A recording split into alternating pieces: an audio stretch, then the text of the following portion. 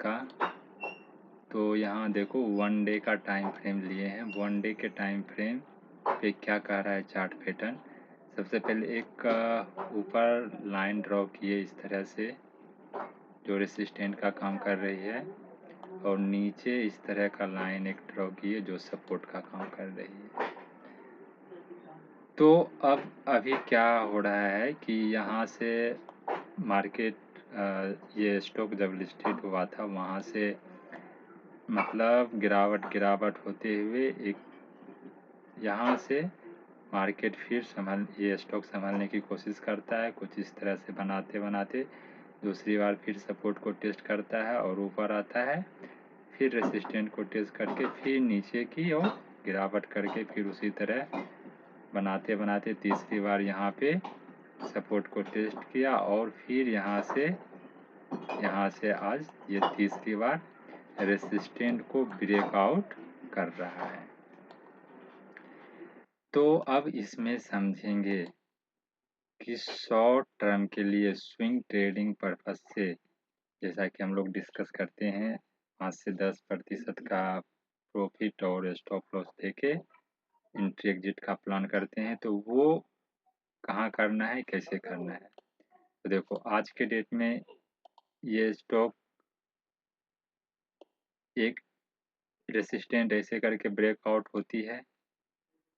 Breakout होने के बाद ब्रेकआउट हुआ, ये रिट्रेस किया, रिट्रेस करेगा तो यहीं पे एंट्री का प्लान करेंगे यहीं पे।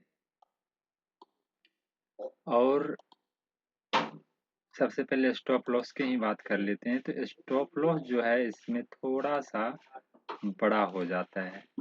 तो पहला स्टॉप लॉस इस कैंडल के नीचे रखेंगे। ऐसे अपने अपने रिस्क रिवार्ड के हिसाब से स्टॉप लॉस रख सकते हैं।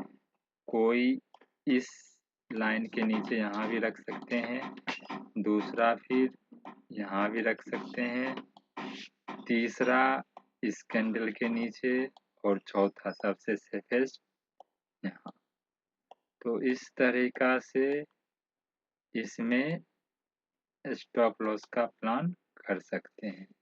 अब रही बात ये कहाँ तक स्टॉक जा सकता है।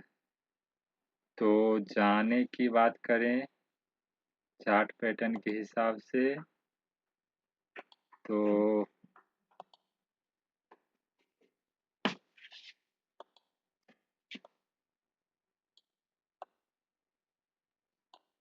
कुछ इस तरीका से मतलब 35-36 के आसपास का इसका एक टारगेट बन सकता है। यहाँ 35-36 का यहाँ तक का टारगेट बन सकता है चार्ट पैटर्न के हिसाब से। बट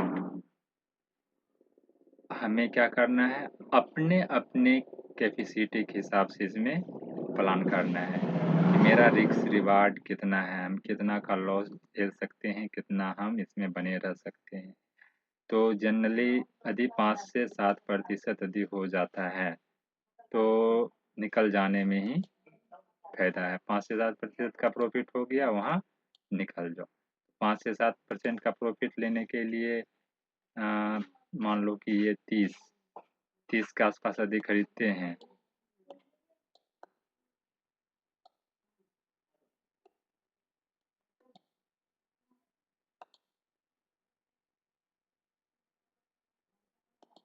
एक एग्जाम्पल के रूप में, यदि 30 के आसपास यहाँ खरीदते हैं तो इसका 5% आता है, 30 बचे 1.5, मतलब 1.5 रुपया।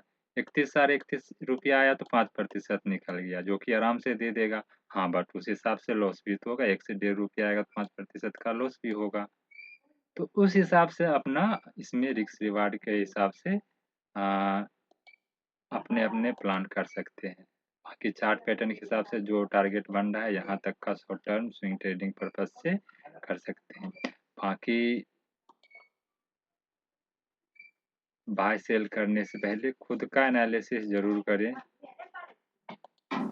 यदि चैनल पे न्यू है तो चैनल को अवश्य सब्सक्राइब करें और वीडियो को लाइक करें, अपने दोस्तों के साथ शेयर करें और कमेंट में ज़रूर मेंशन करें। तब तक के लिए जय हिंद, धन्यवाद।